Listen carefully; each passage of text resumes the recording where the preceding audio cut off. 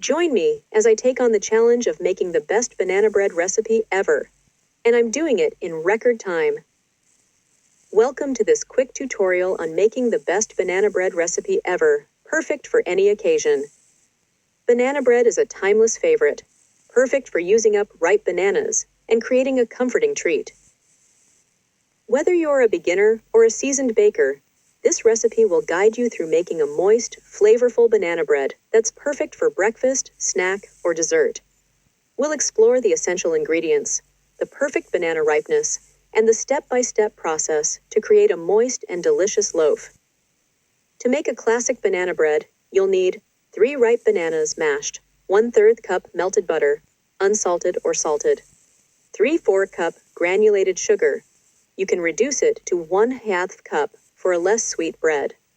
1 large egg, beaten, 1 teaspoon vanilla extract, 1 teaspoon baking soda, a pinch of salt. Lathikis all-purpose flour. Optional add-ins. 1/2 cup chopped walnuts or pecans, 1/2 cup chocolate chip. 1/2 teaspoon ground cinnamon for extra warmth. Instructions. Preheat the oven. Set your oven to 350 degrees, 175 degrees. Grease a 4x8-inch loaf pan with butter or non-stick spray. Mash the bananas. In a large mixing bowl, mash the ripe bananas with a fork until smooth. You can leave a few small chunks for texture if you like. Add the wet ingredients.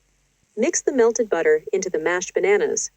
Add the sugar, beaten egg, and vanilla extract. Stir until well combined. Combine the dry ingredients. Sprinkle the baking soda and salt over the banana mixture and mix. Gently fold in the flour until just combined. Be careful not to overmix, as this can make the bread dense. Add optional ingredients. If you're using any optional add-ins like nuts, chocolate chips, or cinnamon, fold them into the batter. Pour into loaf pan. Pour the batter into your prepared loaf pan. Smooth the top with a spatula. Bake. Bake for 50 and 60 minutes, or until a toothpick inserted into the center of the bread comes out clean.